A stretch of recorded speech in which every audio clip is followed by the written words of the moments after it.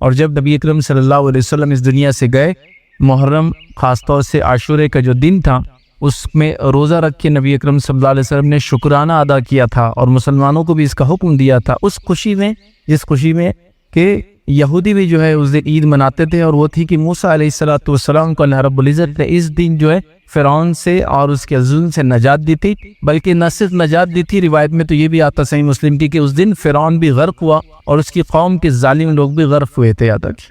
تو بہرحال جب نبی اکرم صلی اللہ علیہ وسلم دنیا سے گئے تو ایک طرح سے یہ خوشی کا دن تھا یاد رکھیں، خاص طور سے عاشورے کا دن۔ پھر ہم نے دیکھا تھا جو محرم کے تعلق سے کہ محرم جو ہے اس کے اندر عاشورہ آتا ہے، اس کی 10 تاریخ ہے، اس کے روزے کے تعلق سے کچھ باتیں رکھی۔ اس کے بعد ہم نے دیکھا تھا کہ محرم کا جو مہینہ یاد رکھی وہ حرمت والا مہینہ ہے، ٹھیک ہے۔ اسی کے ساتھ ساتھ وہ جو ہے اللہ تعالیٰ کا جو مہینہ ہے، نبی اکرم صلی اللہ علیہ وسلم فرمایا کہ محرم جو ہے یہ اللہ تعالیٰ کا مہینہ ہے، وہ ہم نے دیکھا تھا یاد رکھیے۔ اسی طرح ہم نے دیکھا تھا یاد رکھیے جو احترام والے مہینے ہیں، محترم مہینے ہیں، حرمت والے مہینے ہیں، اس کے اندر محرم سب سے افضل یاد رکھیے مہینہ ہے، ٹھیک ہے۔ اس کے اندر نبی اکرم صلی اللہ علیہ وسلم کثرت سے روزے رکھتے تھے، یہ بات بھی ہم نے دیکھی تھی یاد رکھی، اور بہت زیادہ روزے رکھتے تھے۔ میں یہ نہیں کہوں گا کہ پورے ماہ کے، پورے مہینے کے، بٹ میکسیمم بہت زیادہ روزے آپ رکھا کرتے تھے، تو لہٰذا کوشش کرنی چاہیے ہم بھی اس مہینے میں زیادہ سے زیادہ جو ہے روزے رکھیں۔ اب آئیے آگے بڑھتے ہیں اور کچھ باتیں اور دیکھتے ہیں اس مہینے کے فضائل کے تعلق سے، اور کچھ باتیں جاننے کی کوشش کرتے ہیں۔ تو محرم میں یاد رکھیے یہ عاشورے کا دن ہے یاد رکھیے، اور عاشورہ یاد رکھیے ایک اہم دن ہے یاد رکھیے۔ کچھ روایتوں کے مطابق، جس میں سے ایک صحیح مسلم کی روایت ہے، نبی اکرم صلی اللہ علیہ وسلم نے اس مہینے کو یا اس دن کو جو ہے اللہ کی طرف سے محترم قرار دیا یاد رکھیے۔ تو گویا یہ جو دن ہے خاص طور سے عاشورے کا، یہ بڑی اہمیت کا حامل دن ہے یاد رکھیے، اور اس کے پیچھے ایک واقعہ بھی انشاءاللہ عزیز ہم دیکھیں گے۔ تو اس دن کا ہمیں کوشش کرنا چاہیے کہ ہم روزہ رکھیں۔ نبی اکرم صلی اللہ علیہ وسلم فرمایا کہ جو شخص اس دن کا روزہ رکھیں گا، مجھے اللہ سے گمان ہے کہ اللہ تعالیٰ اس کے پچھلے سال کے گناہ معاف کر دے گا۔ اور یاد رکھیے جو روایتوں کے اندر اس طرح کے الفاظ آتے ہیں، جیسے کہ ذوالحجہ کے اندر جو ہے جو ایک روزہ رکھیں گا وہ 2 سال کے گناہوں کا کفارہ ہے، یہاں جو ایک روزہ رکھیں گا وہ جو ہے یا 2 روزے 9، 10 اور 10، 11 کا، تو وہ جو 1 سال کے گناہوں کا کفارہ ہے۔ اسی طرح روایتوں میں آتا ہے ایک نماز سے دوسری نماز کے بیچ کے گناہ مٹ جاتے ہیں۔ اسی طرح روایتوں میں آتا ہے ایک جمعہ سے دوسرے جمعہ تک انسان عمل کرے گناہ اس کے مٹ جاتے ہیں، ٹھیک ہے۔ اسی طرح روایتوں میں آتا ہے جب انسان وضو کرتا ہے تو اس کے گناہ دھل جاتے ہیں۔ یہ تمام روایتوں کا معاملہ یہ ہے کہ یہ سب کے سب صغائر کے اوپر ہوتی ہے، صغیرہ گناہوں پر ہے، کبیرہ گناہ بغیر توبہ کے معاف نہیں ہوتے یاد رکھیے۔ اور اس کے اندر خاص طور سے اگر وہ انسانوں کا اس میں معاملہ تھا، حقوق العباد کا معاملہ تھا، ان سے بھی توبہ کے بغیر نہیں ہوتے یاد رکھیے۔ تو اگر اللہ کے معاملے میں آپ نے گناہ کبیرہ کیا، شرک ہو گیا، بدعت ہو گیا، کوئی غلط کام کر دیا، توبہ کر لے تو اللہ کا معاملہ۔ لیکن بندے اگر آ جائے تو اللہ سے بھی توبہ ہے اور بندوں سے بھی معافی ہو جاتی ہے، پھر یاد رکھیے۔ تو یہ بھی اس کا ایک ایڈیشنل پارٹ ہو جاتا ہے جب حقوق العباد کے اندر توبہ کا معاملہ آتا ہے۔ بہرحال تو تمام 1 سال کے صغیرہ گناہ ہمارے اس سے انشاءاللہ عزیز معاف ہو جائیں گے۔ ہر کسی کو چاہیے کوشش کرے کہ یہ روزہ رکھے۔ روایتوں کے اندر یہاں تک آتا ہے کہ لوگ جو ہے بچوں کو اپنے یہ روزہ رکھواتے، اپنے چھوٹے چھوٹے بچوں کو مدینہ کے اندر روزہ رکھواتے، اور اس روزے کو رکھوانے سے پہلے وہ جو ہے کاٹن کی، کپاس کی جو گڑیا وغیرہ بنا لیتے تھے، اور پھر وہ کہتے ہیں کہ جب بچے روزہ رکھتے اور کبھی ضد کرتے کھانے کی تو ہم یہ گڑیا وغیرہ ان کو کھیلنے کے لیے دے دیتے تاکہ وہ اس سے مشغول ہو جائے اور روزے کو کنٹینیو کرے۔ اس سے ایک بار پتہ چلی کہ صحابہ اپنے بچوں کو عادت ڈالنے کے لیے روزے رکھواتے تھے، حالانکہ وہ چھوٹے ہوتے تھے، مطلب یہ بالغ نہیں ہوئے، روزہ تو بالغ ہونے کے بعد فرض ہوتا ہے، لیکن آپ خود سوچئے کہ بالغ ہوتے ہی وہ سارے روزے رکھ سکتا ہے؟ نہیں، پہلے سے کچھ نہ کچھ پریکٹس ضروری ہے۔ جیسے کہ رمضان کو لے لیجئے، ایک بچے کے لیے پھر ضروری ہے کہ رمضان کے روزے رکھیں، لیکن رمضان کا روزہ کیا وہ اچانک رکھیں گا؟ نہیں، تو آپ کو چھوٹی عمر سے، چھوٹی سے مراد بہت چھوٹے بچوں کو میں نہیں کہہ رہا ہوں، لیکن ایسی عمر سے اس میں سمجھداری رکھتا ہے، اب نماز کو مسجد آ رہا ہے، سمجھ لیجئے 7 سال میں تو حدیث میں بچوں کو مسجد لاؤ ہے نا، 10 سال کی نہ ہے تو مارو، تو 7 سال سے آپ کچھ روزے شروع کر سکتے ہیں، 1، 2، 3، 5، 10 ہے، اس کے بعد جب وہ بالغ ہو جائیں گا تو انشاءاللہ اس پورے رکھیں گا۔ تو یہاں صحابہ کی جو عمل ہے، جو پریکٹس بتا رہی ہے کہ وہ چھوٹے بچوں کو بھی روزہ رکھاتے تاکہ ان کو عادت ہو، حالانکہ ان پر روزہ فرض نہیں ہوتا، اور ویسے بھی محرم کا روزہ تو فرض تھا بھی نہیں عادت، لیکن عادت کے لیے، اور اس میں وہ مشغولیت کے لیے ان کو کھلونے وغیرہ جو ہے کچھ کپڑے کی یا کپاس کی بنا دیتی تاکہ وہ ضد کرتے جب کھانے کی ان کو یاد آتی تو وہ ان کو دے دیتے، پھر وہ کھیل میں لگ جاتے اور اس چیز کو بھول جاتے۔ یاد رکھیے کہ روزہ ہے تو یہ عادت دلانے کے لیے تھا، یاد رکھیے۔ تو اس سے پتہ چلا کہ روزہ اہمیت کا حامل ہے، اور صحابہ خود بھی رکھتے تھے اور اپنے بچوں کو بھی رکھاتے تھے، یاد رکھیے۔ تو جو شخص صحت پائے، حالات اس کے لیے درست ہو، میسر ہو، تو وہ ضرور جو ہے 10 کا روزہ رکھے۔ اور نبی اکرم صلی اللہ علیہ وسلم نے یہ حکم دیا اور حدیث میں فرمایا تھا اگر میں زندہ رہا، ٹھیک ہے، تو میں آنے والے سال سے، چونکہ آپ نے یہ روزہ رکھا تو آپ کو بتائے گا یہود بھی روزہ رکھتے ہیں. تو آپ نے کہا اگر میں زندہ رہا تو آنے والے سال میں 9 کا بھی روزہ رکھوں گا. یاد رکھیے جو شخص محرم کا 10 کا روزہ رکھے اس سے پہلے یا اس کے ایک دن بعد کا بھی روزہ اس میں اضافہ کر لے. یاد رکھیے تو لہٰذا ہمیں بھی چاہیے کہ ہم 9-10 کا رکھیں.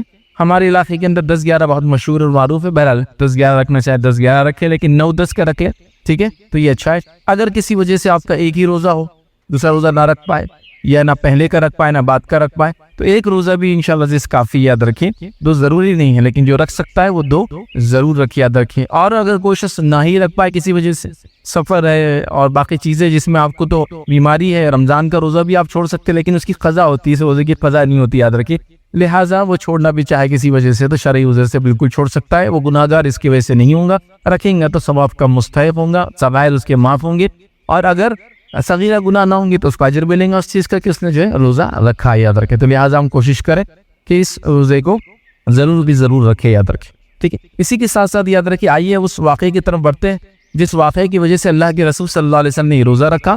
اور جو میں نے بات بیان کی تھی کہ یہ جس نبی اکرم صلی اللہ علیہ وسلم جب دنیا سے گئے, اس روزے کو آپ نے شکرانے میں رکھا پچھلے امت کے لیے. یاد رکھیے موسیٰ علیہ السلام کے قوم کے لیے کہ اللہ نے ان کو نجات دی تھی. یاد رکھیے تو یہ واقعہ یوں تھا کہ نبی اکرم صلی اللہ علیہ وسلم جب جو ہے مکہ کے اندر بھی, یاد رکھیے مشرکین مکہ اس دن کی حرمت کرتے ہوئے اس دن روزہ رکھا کرتے تھے. مشرکین کس وجہ سے وہ روایتوں میں نہیں آتا ہے, لیکن جب آپ مدینہ آئے تو مدینہ کے اندر یہود و نصارہ بھی اس روزے کو رکھتے تھے. یاد رکھیے بلکہ اس دن ان کی عورتیں خوشیاں مناتی, زیورات پہنتی, نئے کپڑے پہنتے, ایک طرح سے عید کا دن تھا ان کے لیے.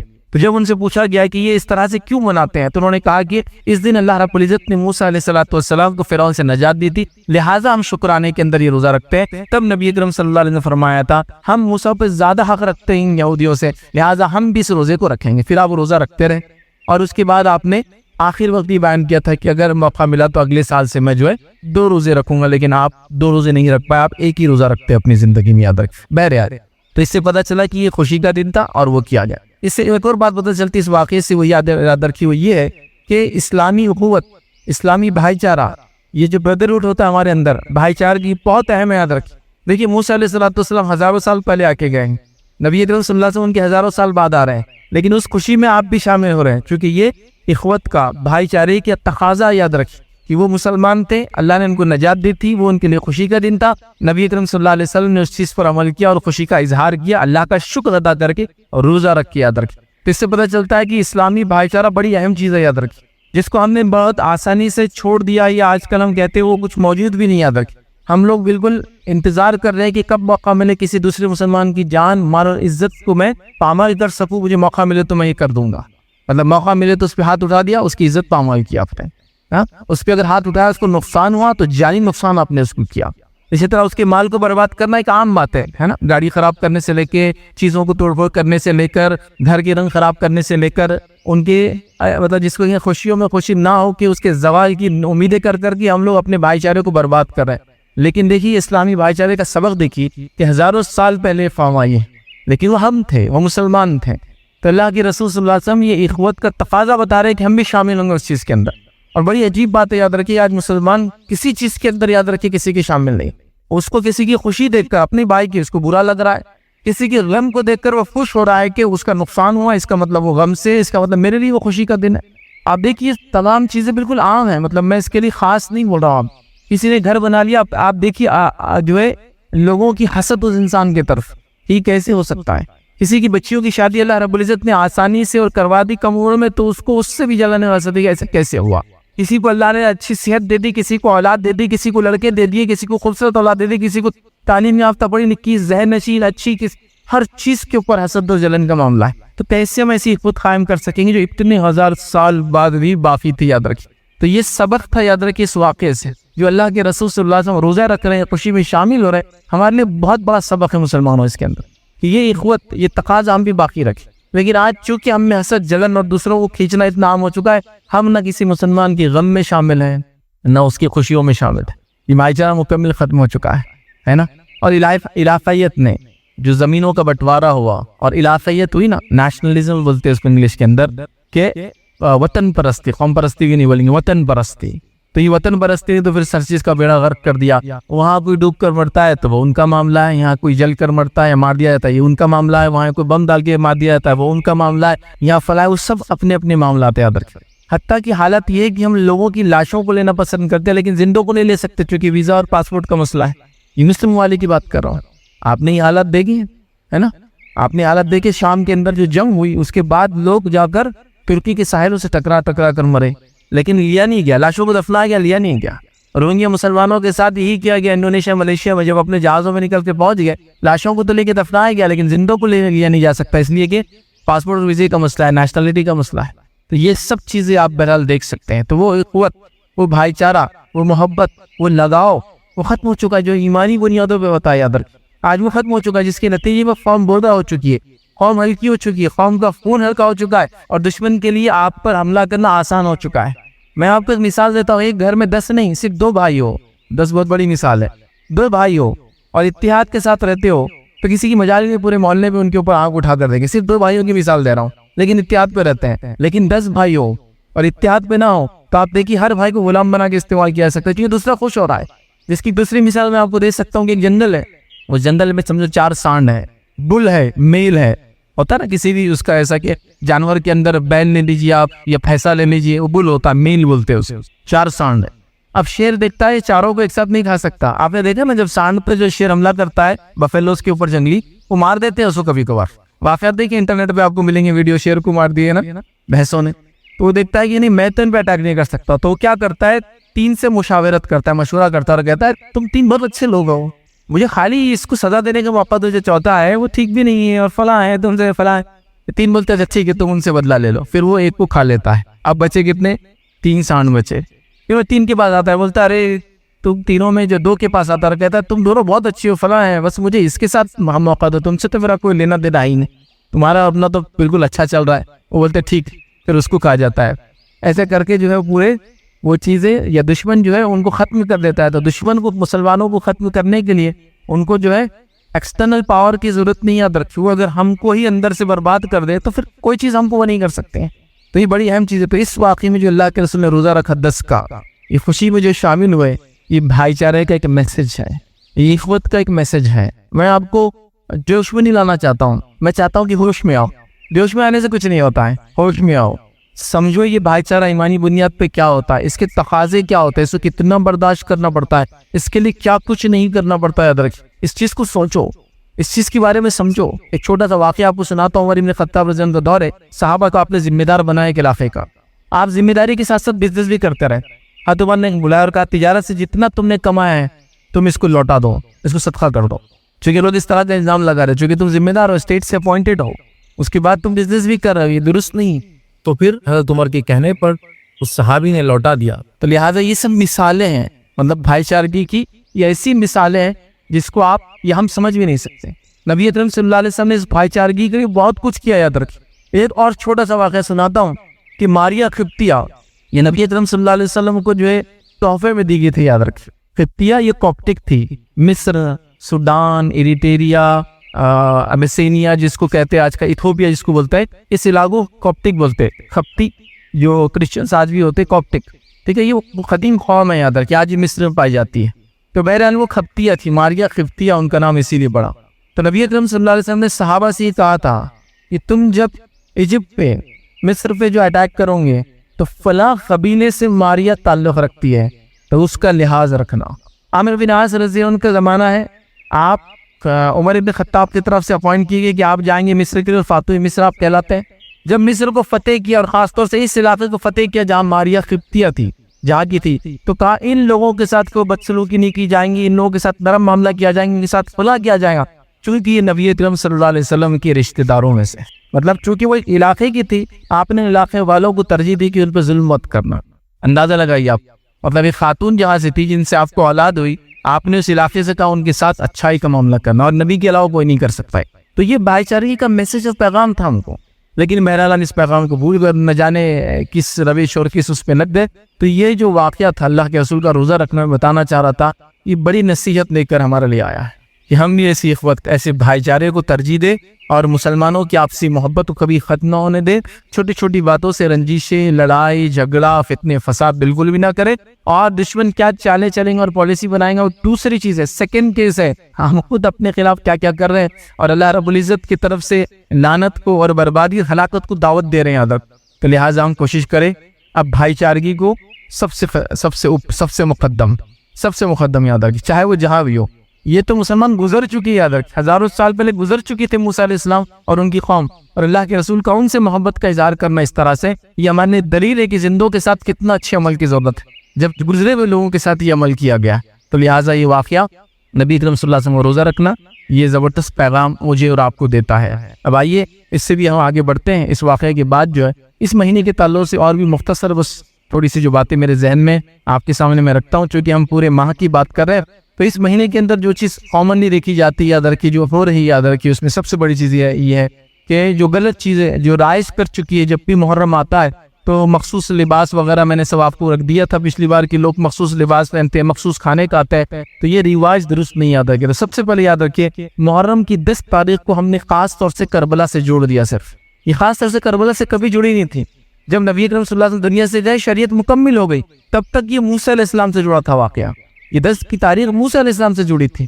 جب شریعت مکمل ہو گئی، اب کوئی بھی واقعہ، کوئی بھی سانحہ، کوئی بھی غم، کوئی بھی خوشی نہ عید کے اندر تیسری عید ایڈ کر سکتی ہے، نہ جو دن نبی اکرم صلی اللہ علیہ وسلم نے بتا دیا اس کے اندر کوئی چیز کی تبدیلی لا سکتی ہے۔ تو نبی اکرم صلی اللہ علیہ وسلم نے شکرانے میں روزہ رکھ کے خوشی منائے، اب یہ دن غم کا کبھی نہیں ہو سکتا، یاد رکھیے واقعات ہوتے رہیں گے۔ اب بڑے سے بڑے شخصیت کا، چاہے وہ ابوبکر صدیق کی نہ ہو، ان کی وفات بھی جو ہے تبدیلی نہیں لا سکتی۔ اچھا آپ سوچئے، خود علی ابن ابی طالب رضی اللہ عنہ، ان کو بھی تو جو ہے ان کے بھی انتقال ہوا، ان کی بھی شہادت ہوئی، ان کیا تھا کیوں نہیں وہ دن کو منا رہے ہیں؟ ایک مخصوص دن کو جس میں خوشی منائی گئی، جس کا حکم کیا گیا، اس کو کیا کیا گیا؟ تو میں نے آپ کو پچھلی بار بتایا تھا، مسلمانوں کو ان کے آبا اور اجداد اسلاف کی وفات پر یہ غم کے نام پر خوشی منانے کا ایک سسٹم تھا، جو خاص طور سے یہود و نصارہ کی ایک چال تھی، اور مسلمان اس میں سب کے سب پھنسے۔ 10 محرم غم کا دن ہے، لیکن اعمال پورے خوشی کے، نئے کپڑے پہنے جا رہے، بازار اور میلہ لگ رہا ہے، بچے خوشی منا رہے، روٹ اور چونگے کھائے جا رہے، شربت اور مانڈے وہ کیے جا رہے، اور آپ بڑے غم کا ہیں۔ کس نے غم پہ ایسا کیا؟ مجھے تو نہیں معلوم غم کے اوپر کوئی ایسی خوشی مناتا ہے نا۔ 22 رجب کو بھی ایک اعمال کیا جاتا کونے کے نام سے، اس دن امیر معاویہ کی شہادت ہوئی تھی، اور امیر معاویہ امیر تھے، اور آپ نے بہت آئرن فسٹ جس کو بولتے نا، ایک دم مضبوط ہاتھ سے جو کنٹرول کیا تھا، ہر قسم کی فتنے فساد کو کچل دیا تھا۔ اب خوشی منانے والے کو ایک ہی طریقہ خوشی منانے کا ہوتا، چھپ کے۔ آپ دیکھیے اس کا پورا عمل چھپ کے ہی ہے نا، پردے کے آڑ میں بنایا جائے گا میٹھا، باہر کسی کو بتایا نہیں جائے گا، شام سے پہلے ختم کیا جائے گا، بچا ہوا پھینک دیا جائے گا، یہ ہوتا تھا۔ ہم نے بچپن میں دیکھا بچا ہوا میٹھا مسجد کی مچھلیوں کو یا گڑا لوگ دفنا دیتے تھے۔ کیوں یہ چھپ کر خوشی منائی جا رہی ہے؟ یہ کون سی خوشی جس کو اتنا خفیہ طور سے منایا جاتا ہے؟ یہ چونکہ اس زمانے میں کچھ لوگوں کو خوشی ہوئی ان کی وفات پر، لہٰذا خوشی اب ڈائریکٹلی تو منا نہیں سکتے، خلیفہ کا انتقال ہوا، لہٰذا چھپ کر گھروں میں منایا جائے، چھپ چھپ کے آؤ، کھاؤ، وہیں ہاتھ دو، وہیں رکھو، مٹی کو اس میں کرو، رات میں اس کو دفنا دو۔ یہ تمام چیزیں غم کے نام پر انہوں نے خوشی بنوانے لگائی۔ میں نے 12 ربیع الاول کی آپ کو مثال دی تھی، کیا مناتے تھے آج سے 10 20 50 سال پہلے، جب تک لوگوں کو عربی کا یا عام نالج نہیں آیا تھا؟ 12 وفات پیدائش کو بولتے ہیں، وفات مرنے کو بولتے، سب کو پتہ ہے، تو وفات منا رہے تھے 12 وفات۔ اب عید میلاد کر دیا آپ نے اس کو، ہاں تو عید ایک جوڑ دی جو کہ عید ثابت بھی نہیں ہے، دو عیدیں تیسری جوڑ نہیں سکتے، یاد رکھ۔ تو کوئی خوشی اور کوئی غم یاد رکھیے اب کسی دن کی اہمیت کو بڑھا نہیں سکتا، کم نہیں کر سکتا، جو شریعت نے بتا دیا بس جب تک وہ فنش ہو گیا۔ تو اس دن کا معاملہ شکرانے کا تھا، اس دن کا معاملہ روزے کا تھا، اس دن کا معاملہ وہ اخوت بھائی چارے کو یاد کرنے کا تھا، اس دن کا معاملہ جو ہے محبت الفت مسلمانوں کی بڑھانے کا تھا اور خوشی کا تھا۔ تو واقع ہوتے رہیں گے، اور بھی واقع ہوئے تاریخ میں۔ خود ان کے بڑے بھائی حضرت حسن رضی اللہ عنہ کی بھی شہادت ہوئی ہے نا، تو ان کے لیے بھی آپ دیکھیے حسن رضی اللہ عنہ کے تعلق سے نہیں مناتے، حضرت حسین کی تو غم منایا جا رہا ہے، حضرت حسن کا نہیں منایا جا رہا، اور حضرت علی کو اور بھی اولادیں تھی، یاد رکھیے ہے نا، حضرت فاطمہ سے آپ کو حسن حسین محسن یاد رکھیے، اور لڑکی تھی یاد رکھیے آپ، لیکن لوگ تاریخ یہ سب نہیں بتاتے ہیں۔ اور یہ ایک بیوی سے تھا، حضرت فاطمہ کی وفات کے بعد جو اللہ کے رسول کے 6 مہینے بعد ان کا انتقال ہوا، آپ نے اور بھی نکاح کیا، اور آپ کی وفات میں آپ کی 2 بیویاں یاد رکھیے، اور سب سے اولادیں تھی آپ۔ تو کئی بچے اور بچیوں کا آپ کے تذکرہ آتا ہے، کسی کو اہمیت نہیں دی ہم نے۔ تو آپ دیکھیے مخصوص شخصیت کو اٹھانا، یقیناً وہ آل رسول سے ہے، ہماری ان سے محبت ہے، یہ محبت میں ذرہ برابر بھی کمی نہیں آ سکتی، اس محبت کی وجہ سے لوگ ہم کو جو بولنا چاہے بول سکتے ہیں، یہ محبت ہے، چونکہ وہ خاندان ہی اتنا عظمت والا ہے، یاد رکھیے نبی کریم صلی اللہ علیہ وسلم کے خاندان کی ہم بات کر رہے ہیں، ٹھیک ہے، لیکن ان کی خوشی سے شریعت میں کوئی عید ایڈ نہیں ہو سکتی، ان کی غم سے شریعت پہ کوئی غم کا دن ایڈ نہیں، یہ میں بتانا چاہ رہا ہوں۔ تو واقعہ تو ہوا، تاریخ ہے اور صحیح نہیں ہے، ہم مانیں گے اس چیز کو، ایسا نہیں ہونا چاہیے تھا، لیکن بہرحال ہوا، تو ہم نے کیا دیا، اس کو مخصوص کر دیا۔ تو یہ مخصوص کس دن سے میں نے آپ کو بتا دیا، کربلا سے یہ مخصوص نہیں ہو سکتا ہے، ٹھیک ہے۔ اسی طرح پورے محرم کو منحوس سمجھا جاتا ہے، بالکل غلط بات۔ کوئی دن، کوئی گھڑی، کوئی وقت منحوس نہیں ہوتا سوائے اس شخص کے اعمال اس کو نحوست والا کر سکتے ہیں. ہوتا ہے نحوست ہوتی ہے چیزوں میں, وہ کب ہوتی ہے اس کے اعمال کی وجہ سے ہوتی ہے. ایک آدمی گنہگار شرک اور کفر پر ڈوبا ہے تو آپ کہیں گے اس کا مال بھی نحوست لاتا ہے, اس کا گھر بھی نحوست بھرا ہے, کیونکہ اس سے نحوست ہی آئیں گی اس کی برائی کی وجہ سے. لیکن اس کی نحوست اس کے لیے, پورے سماج کے لیے نہیں ہوتی ہے. تو نحوست ہوتی ہے وقت میں, لیکن وہ اس آدمی کے اعمال کی وجہ سے ہوتی ہے. تو یہاں تو پورا مہینہ مانوس بنا دیا. کیسے؟ شادی نہیں, بیاہ نہیں, خوشی نہیں, فلاں نہیں. آج کل خیر کر رہے ہیں, پہلے نہیں کرتے تھے. دوسرا یاد رکھیے مخصوص جو ہے اس کو جس کو کہتے ہیں نظر اور نیاز اور منتیں اس مہینے منائی جاتی جو کچھ بھی ثابت نہیں. مخصوص آل رسول مطلب آپ سب کے خاندان کے لوگوں سے, اور کیا کیا رسومات نہیں کیے جا رہے, بہرحال آپ سب جانتے کچھ بھی ثابت نہیں ہے. نظر اور نیاز صرف اور صرف اللہ کے لیے ہوتی ہے, اگر اس کے علاوہ کسی کے لیے نہیں ہوتی. یہ بھی نہیں کہ کسی اور کے لیے اللہ کے نام سے, وہ بھی غلط ہے, اگر وہ بھی جائز نہیں, حرام ہے.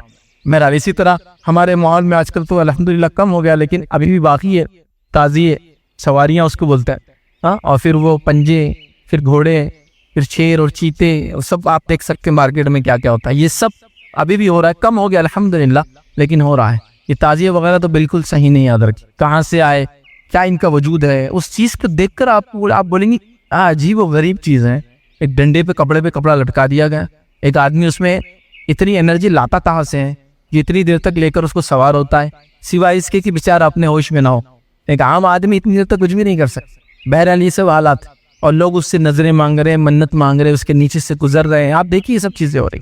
بلکہ ہم چھوٹے تھے تو اتنی باتیں بھی ہم نے سنی, اللہ رحم کرے, اللہ معاف کرے, کہ بولے فلاں ایک تعزیہ اگر فلاں دوسرے تعزیے سے مل گئے جس کا نام ایک بڑے صاحب اور دوسرے کا نام چھوٹے صاحب تھا, دونوں مل جائے تو بولے قیامت آ جائیں گے اس دن. یہ عام بات تھی بالکل. یہ سب چرچی تھے, مطلب چھوٹے تھے سن رہے تھے ہم گلی گلی. مطلب دیکھیے علامت قیامت بھی ہمارے بچپن میں کسی نے بتایا نہیں ہم کو کہ کیا ہے یہ علامت قیامت. تو بولتے یہ علامت قیامت ہے, فلاں ایک جگہ بیٹھتے ہیں, فلاں ایک جگہ بیٹھتے ہیں. تو بڑے اور چھوٹوں کا جس دن ملن ہو گیا تو اس دن بولے قیامت آ جائے گی. عجیب و غریب مطلب چیز ہے یہ عقائد. اتنی عقیدے کی کمزوریاں ایک مسلمان کو یہ نہیں پتا قیامت کب آئیں گی. اتنے واضح طور سے اللہ کے رسول صلی اللہ علیہ وسلم نے اپنے الفاظ میں بیان کر دیا, حدیث کے اندر بیان کر دیا, اس کے باوجود یاد. تو بہرحال یہ سب چیزیں, تو یہ سب بھی ہو رہا ہے. یاد رکھیں ماحول مارکیٹ میں بچنا چاہیے, بچوں کو بچانا چاہیے, روک سکتے تو روکنا بھی چاہیے, محبت کے ساتھ علم کے ساتھ سمجھانا بھی چاہیے, تاکہ وہ لوگ جو یہ کام کرتے دھیرے دھیرے چھوڑ دیں. چونکہ ہمارے وہ بھائی ہے جہالت کی وجہ سے کرتے ہیں, ہم ان کے خلاف بات نہیں کریں. جہالت, نالج نہیں ہے, نالج آ جائے گا انشاءاللہ چیزیں چلی جائیں گی. ایک زمانہ تھا سارے لوگ ایسی حرکتیں کرتے تھے, دھیرے دھیرے علم آیا, جماعتوں نے کام کیا, مختلف تنظیمیں آئی, شخصیات آئی, کام آیا اور تبدیلیاں آئی. تو بہرحال ابھی بھی اصلاح کی بہت ضرورت ہے, اس کام کو چھوڑنا نہیں چاہیے. میں خاص کیوں کہہ رہا ہوں, ہم لوگ چونکہ اب جان نہیں دیتے, ہم سمجھ رہے ہو نہیں رہا ہے, ویسا نہیں ہو رہا ہے, بڑے پیمانے پہ ہو رہا ہے. پہلے آدھا کلومیٹر ہوتا تھا, اب 2 کلومیٹر کی روڈ بند ہو رہے, تو ہو رہا ہے.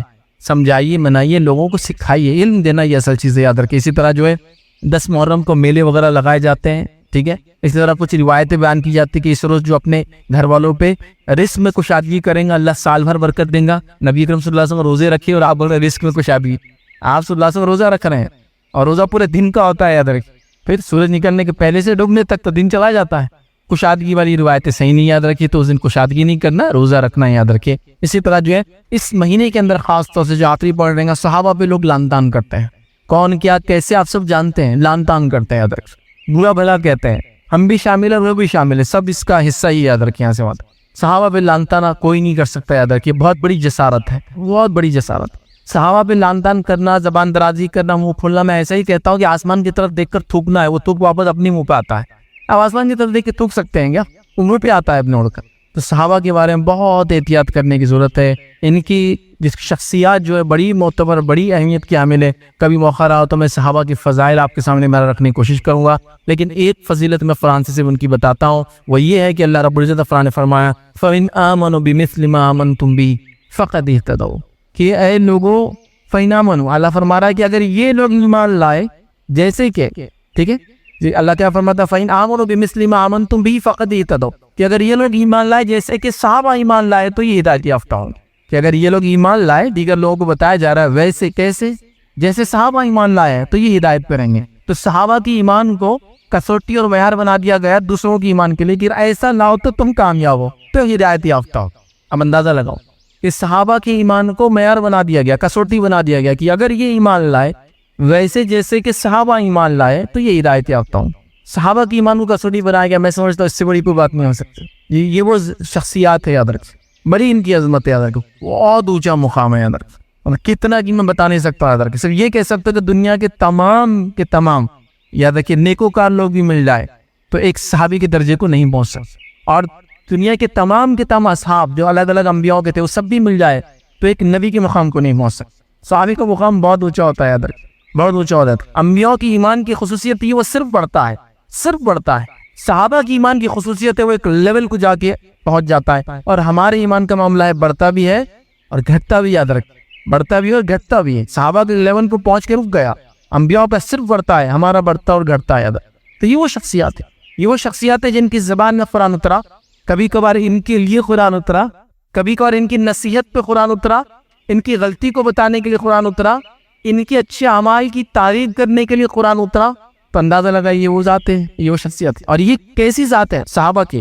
ان کی خصوصیت یہ ہے کہ سورہ فتح میں اللہ رب العزت نے فرمایا کہ اللہ رب العزت نے ان کی مثال توریت اور انجیل میں پہلے سے بیان کر دی تھی۔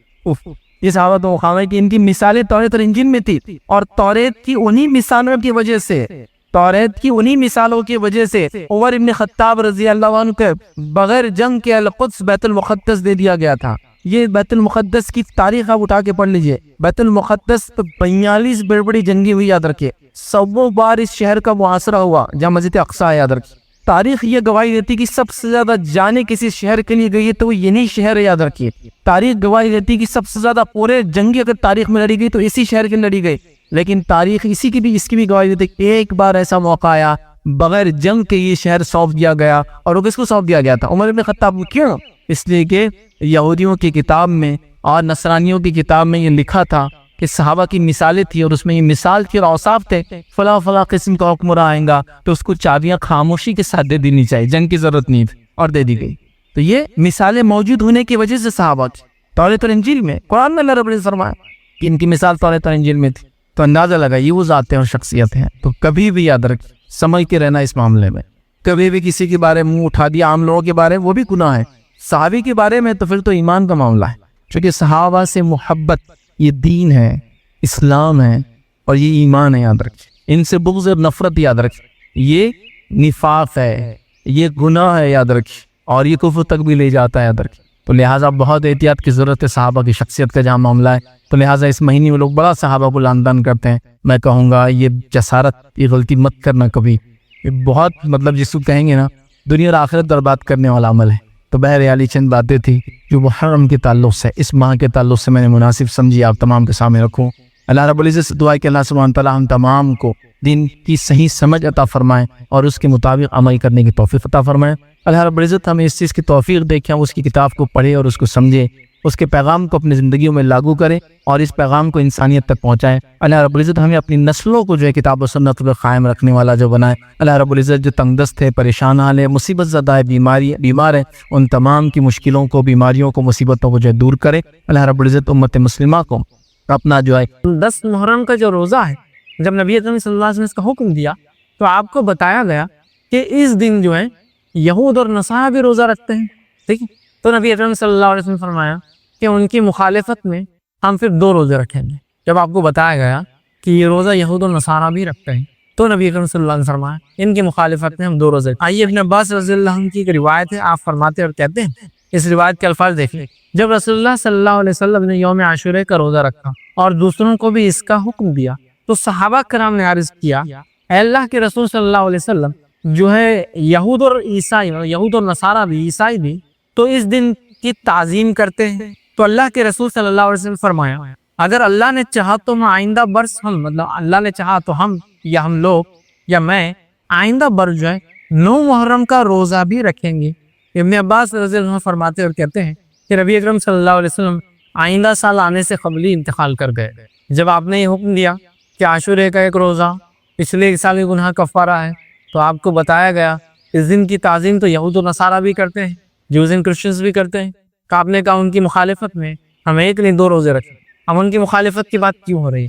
اس لیے کہ یہود و نصارہ نے اپنی کتاب کی مخالفت، اللہ کی مخالفت، اس لیے نبی اکرم صلی اللہ علیہ وسلم آخری نبی نے ان کی مخالفت، دشمنی سے نہیں، لوگ بولتے ہیں دشمنی سے نہیں، کیونکہ انہوں نے اللہ سے دشمنی، اللہ کے احکامات کو نہیں مانا، پیدا کرنے والے کے حکم کو نہیں مانا، اس لیے ہم ان کی مخالفت، ورنہ کوئی دشمنی نہیں ہے اس کا، سمجھ رہا؟ کہ آپ نے ان کی مخالفت کیا گیا، تو آپ نے کہا کہ انشاءاللہ عزیز اگر میں زندہ رہا تو آنے والے سال کون سا روزہ رکھوں گا؟ 9 کا رکھوں گا. تو پتہ چلا ہمیں کون کون سے روزے رکھنا ہے اب 9 and 10, مطلب 9 اور 10, 9, 10, 10 تک محرم کو ہم کو 2 روزے رکھنا ہے, اور یہ 2 روزے 1 سال کے گناہوں کا کفارہ پچھلے. اور ذی الحجہ کی 9 تاریخ کا روزہ وہ 2 سال کے گناہوں کا کفارہ جو گزرا, اور مطلب 1 روزہ 2 کا کفارہ, یہ 2 روزے 1 کا کفارہ ہے جو گزرا ہے. ٹھیک ہے, تو چلیے, تو یہ بھی پتہ چل گیا کہ ہم کو عاشورے کا روزہ رکھنا ہے.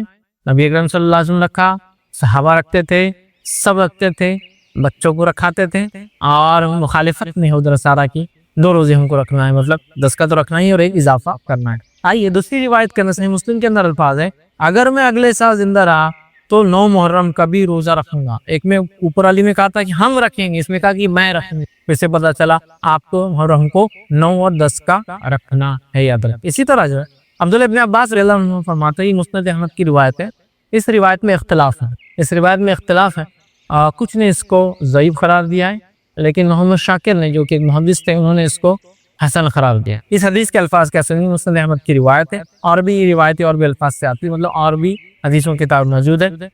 روایت کے الفاظ ہے, عاشورے کے دن کا روزہ رکھو لیکن یہود کی مخالفت بھی کرو, لہذا 1 دن پہلے یا 1 دن بعد رکھو. تو میں یہ کہوں گا کہ جو 9 10 کا نہ رکھ سکے تو وہ کون سا رکھیں, 10 اور 11 کا, لیکن افضل کون سا ہے 9 اور 10, کیونکہ یہ روایت میں اختلاف ہے, اس کی صحت میں, اس کی سند میں, کہ یہ ضعیف ہے یا حسن ہے, اس میں اختلاف ہے دونوں علماء.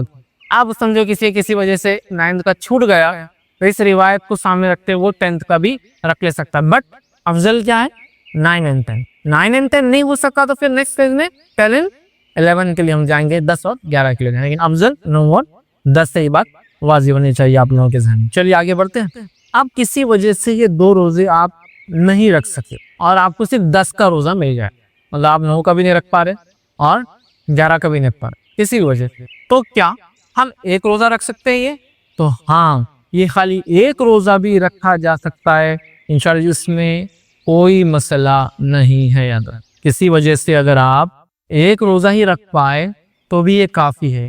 بہت سارے لوگوں کی غلط فہمی ہے کہ اگر 9 10 یا 10 11 کا روزہ نہیں ہوا, نہیں رکھ پائیں گے تو پھر 10 کا روزہ بھی وہ ڈراپ کر دیتے ہیں. کیا کرتے ہیں, غلطی کیا ہوتی ہے, وہ بولتے ہیں اب 9 کا نہیں ہو رہا اور 11 کا بھی کسی وجہ سے نہیں ہو رہا تو 10 بھی کیا کرتے ہیں, چھوڑ دیتے ہیں. ایسا کرنا غلط ہے. اگر کسی وجہ سے آپ 9 کا بھی نہیں رکھ پائے, اگر کسی وجہ سے آپ نے سوچے 9 10 11 رکھوں گا اور 11 کا نہیں رکھ پائے, تو آپ کا 10 کا روزہ بالکل درست ہے. تو گویا خالی 1 روزہ بھی, جیسا کہ میری صحت ساتھ نہیں رہے گی, 2 روزے تو میں رکھ سکتا ہوں, 1 ہی رکھاؤں گا, تو آپ 1 بھی رکھ سکتے ہیں. نیت رکھے کہ اللہ میری صحت ہو تو میں دوسرا بھی ضرور رکھوں. یا کسی عورت نے نیت کی کہ 10 اور 11 کا رکھیں گے, سمجھو کسی وجہ سے, ٹھیک, اور ہوا یہ کہ 10 کو تو روزہ رکھ پائی اور 11 کو ناپاک ہو گئی تو بھی کوئی مسئلہ نہیں. یا کوئی عورت 9 کو ناپاک, سمجھ رہے ہیں, اور اس نے نیت کی تھی کہ 9 10 رکھوں گی, تو بہرحال وہ پھر 10 11 رکھ لیں, اس کا اس موقع ہے. تو بہرحال کسی وجہ سے آپ 9 کا یا 11 کا روزہ سفر کی وجہ سے, بیماری کی وجہ سے, عورت کی حیض کی وجہ سے, کسی اور پرابلم سے نہیں دے پائے, صحت کی وجہ, تو آپ کو 1 روزہ بھی انشاءاللہ عزیز کفایت کر جائیں گے, اس میں کوئی حرج نہیں. ایک اور غلط فہمی کہ 1 روزہ نہیں رکھنا والے 1 روزہ بھٹکتا, اس کی کوئی دلیل نہیں ہے کہ 1 روزہ بھٹکتا, ایسا کچھ بھی نہیں. والے جوڑی دار لگتا, بہت کامن مسکنسیپشن ہے کہ 1 روزہ کبھی نہیں رکھنا, 2 رکھنا بولے, تو لہٰذا 9 10 جیسا ہے. اسی طرح ذی الحجہ میں بھی بولے 1 نہیں رکھنا 9 کا, 1 دن پہلے, چونکہ ذی الحجہ کی 10 تاریخ کو تو عید ہے, مطلب بقرعید ہے, تو بولے 8 9 کا رکھنا 1 روزہ بس. ہاں, جو روزہ 1 نہیں رکھنے کو حکم دیا گیا ہے وہ کون سے روزہ ہے؟ جمعے کا اکیلا روزہ رکھنا منع کیا گیا اور ہفتے کا اکیلا روزہ رکھنا منع کیا. تو اگر آپ کو جمعہ رکھنا ہے تو آپ کو جمعرات ایڈ کرنا پڑے گا, یا پھر جمعہ رکھنا ہے تو آپ کو ہفتہ ایڈ کرنا پڑے گا, یا آپ کو ہفتہ رکھنا ہے تو اتوار ایڈ کرنا پڑے گا. خالی جمعے کا روزہ رکھنے سے نبی اکرم صلی اللہ علیہ وسلم, بلکہ ہفتے کے تعلق سے آپ نے کہا کہ اگر تمہیں پتے ملے بھی تو کھا لو, لیکن ہفتے کا روزہ خالی مت رکھو. یا تو رکھنا ہے تو پھر کیا کرنا ہوگا, آپ کو روزہ اٹیچ کرنا ہوگا, ایک وہ جمعہ اور ہفتہ ہے, نہ کہ کوئی اور دن. تو لہٰذا کسی وجہ سے آپ 1 بھی روزہ رکھتے تو انشاءاللہ اس میں کوئی حرج نہیں. یوم عاشورہ اللہ تعالیٰ کے عظیم دنوں میں سے ایک, یوم عاشورہ اللہ تعالیٰ کے عظیم دنوں میں سے ایک, عظمت والا دن ہے, عظمت والا دن ہے. ٹھیک ہے, جیسے کہ اللہ تعالیٰ نے ارشاد فرمایا سورہ ابراہیم کی آیت نمبر 5 میں, اللہ نے فرمایا وَذَكِّرْهُمْ بِأَيَّامِ اللَّهِ, اللہ نے فرمایا کہا اور انہیں اللہ کے احسانات یاد دلا دو, اور ان کو اللہ کے احسانات یاد دلا دو, اللہ کے احسانات یاد دلا دو. ٹھیک, اور ایسا کب ہوا, یہ احسان ہم کیسا یاد کر سکتے ہیں؟ یہ عظیم دنوں میں سے اللہ تعالیٰ نے اس دن موسیٰ علیہ السلام کی قوم کو فرعون سے نجات دی تھی. تو گیا 10 جو محرم ہے، جو یہود و نصارہ بھی اس دن روزہ رکھتے تھے، جن کی مخالفت میں اللہ کے رسول صلی اللہ علیہ وسلم نے روزہ رکھا. وہ کیوں رکھتے تھے؟ کیونکہ اس دن اللہ تعالیٰ نے بنی اسرائیل کو، ہم سے پہلے مسلمانوں کو، ہم سے پہلے انبیاءوں کو ماننے والوں میں سے ایک نبی کو، برگزیدہ اولوالعزم نبی کو ماننے والے ایک قوم جو موسیٰ علیہ السلام کی قوم تھی، ان کو اللہ نے آزادی دی تھی. وہ ہم سے پہلے ایمان لانے والوں کو آزادی دی تھی، اور اس فرعون کو اور اس کے لشکر کو ہلاک کیا تھا. گویا ایول کو، برائی کو اللہ تعالیٰ نے ختم کیا تھا اس دن. تو لہٰذا اس اعتبار سے یہ ایک عظیم دن ہے، اور اللہ کی جو ہے احسانات یاد دلاتا ہے یہ دن. یہود و نصارہ اس دن مدینہ کے اندر کیا کرتے تھے؟ اس دن روزہ رکھتے تھے اور عید مناتے تھے، اور ان کی عورتیں زیورات وغیرہ پہنے، مطلب وہ لوگ پہلے سے کرتے تھے، ان کی عورتیں زیورات وغیرہ پہنتی تیار ہوتی تھی. ٹھیک ہے، تو بہرحال ایک عظیم دن ہے. تو اس نعمت کے شکر میں موسیٰ علیہ السلام نے اس دن روزہ رکھا تھا، اور اسی نعمت کے شکر میں بنی اسرائیل اور نبی کریم صلی اللہ علیہ وسلم کے زمانے کی یہود و نصارہ روزہ رکھتے تھے، یاد رکھیے. اور اسی نعمت کے شکر میں جو موسیٰ علیہ السلام نے ادا کیا تھا 10 کو، ایک عظیم دن تھا جو کہ نبی کریم صلی اللہ علیہ وسلم نے روزہ رکھا تو وہ سنت ہو گیا، اور اصحاب کو کہا روزہ رکھو، تو لہٰذا ہمارے لیے مستحب ہوگا کہ ہم بھی اس دن روزہ رکھیں. گویا ہم بھی پچھلے لوگوں کی خوشی میں شامل ہیں. گویا یہ موسیٰ علیہ السلام ان کی قوم کے لیے، بنی اسرائیل کے لیے انڈیپینڈنس ڈے تھا، فرعون سے نجات کا دن، آزادی کا دن تھا، جس نے غاصبانہ طور سے، غلط اور ظالمانہ طور سے ان پہ قبضہ کر رکھا تھا اور ان کو غلام بنا دیا تھا اپنی زمین میں. سمجھا؟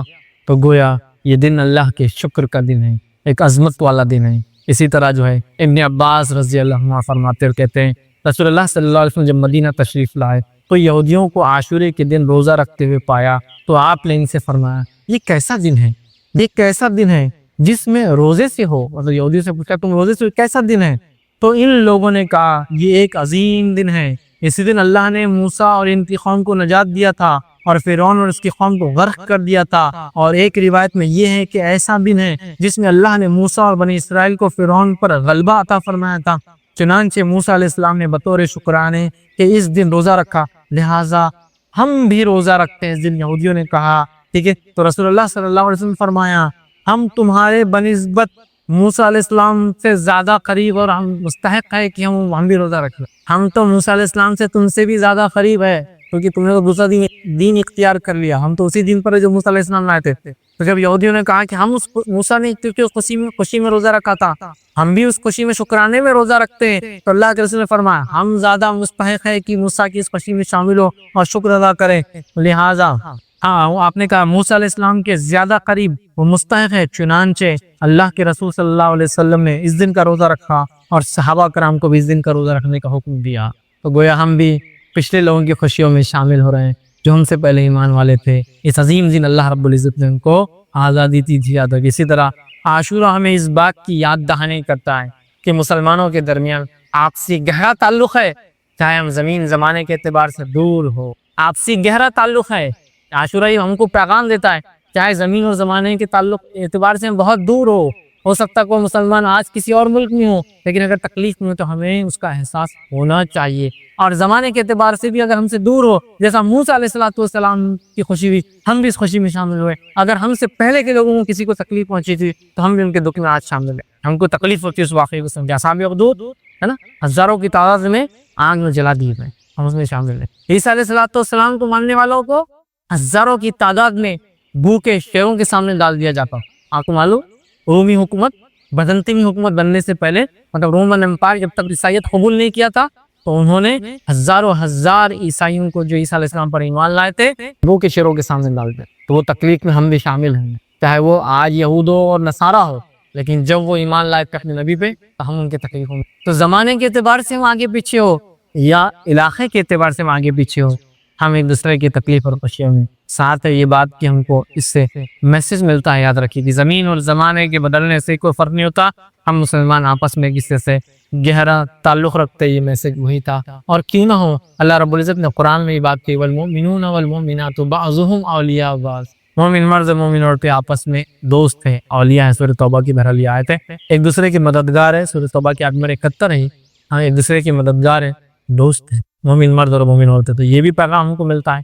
اسی طرح 10 کو جب موسیٰ علیہ السلام اپنی قوم کو لے کر نکلے اور سامنے سمندر تھا بڑا، بنی اسرائیل موسیٰ علیہ السلام کے ساتھ تھی، فرعونی پیچھے سے ان کا لشکر آ کر موسیٰ علیہ السلام کو گھیر لیا۔ پھر شورا میں اللہ رب العزت نے اس واقعے کو نقل کیا ہے 61 اور 62 کے اندر، اللہ نے فرمایا اِنَّا لَمُدْرَكُونَ، اور بنی اسرائیل نے کہا یقیناً اب ہم پکڑے گئے۔ اب پیچھے سے آگے انہوں نے ادراک کر لیا ہمارا اب تو ہم گھیر لیں گے، پکڑ لیں گے ہم کو۔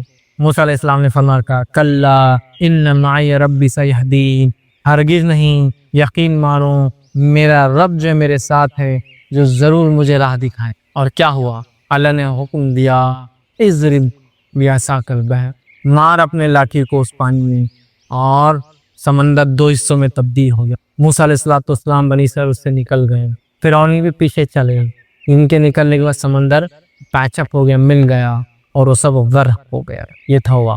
اس کے بعد موسیٰ علیہ السلام نے شکر ادا کیا اللہ، اور روزہ رکھا۔ یاد رکھ، اور یاد رکھ اس دن کی تعظیم اتنی زیادہ تھی کہ تاریخی روایتوں میں ملتا ہے کہ دور جہالت میں بھی چاروں مہینے محترم مشرکین مکہ مانتے تھے، مشرکین مکہ بھی اس روز روزہ رکھتے تھے 10، اور اسی دن کعبے کا غلاف بھی بدلتے تھے۔ عاشورے کو کعبے کا غلاف یاد رکھیں نبی اکرم صلی اللہ علیہ وسلم نے بدلا، اور اس کے بعد وہ سلسلہ اور معاملہ چلتا ہی رہا۔ تو مشرکین مکہ دور جہالت میں اس دن روزہ رکھتے تھے کیونکہ اس دن کی عظمت کے اعتبار سے، اور وہ لوگ اس دن کعبے کا غلاف تبدیل کیا کرتے۔ تو گویا مشرکین مکہ کے پاس بھی اس کی عظمت، اور اسی طرح ماں عائشہ کی جو روایت ہے اس سے پتہ چلتا یہود و نصارہ کے پاس بھی اس کی عظمت اور تعظیم تھی۔ میں سمجھتا ہوں پورا واقعہ میں نے آپ کے سامنے رکھ دیا، پھر بھی بہت مختصر سا اس کو ایک بار پھر دہراتا ہوں۔ ماں عائشہ کی روایت وہ فرماتی کہتی زمانہ جاہلیت میں قریش عاشورے کے دن کا روزہ رکھتے تھے، خود رسول اللہ صلی اللہ علیہ وسلم نے بھی ہجرت سے پہلے اس دن کا روزہ رکھا، ہجرت سے روزہ رکھا۔ جب آپ صلی اللہ علیہ وسلم ہجرت کر کے مدینہ منورہ تشریف لائے، خود بھی اس دن کا روزہ رکھتے تھے اور دوسروں کو بھی اس دن کا روزہ رکھنے کا حکم دیتے تھے۔ لیکن جب ماہ رمضان کے روزے فرض کر دیے گئے تو آپ نے عاشورے کے دن کا روزہ رکھنے کا اہتمام ترک کر دیا، اور فرمایا جو چاہے اس دن کا روزہ رکھے، جو چاہے اس کو چھوڑ دے، صحیح۔ اور دوسری روایت بھی صحیح مسلم کی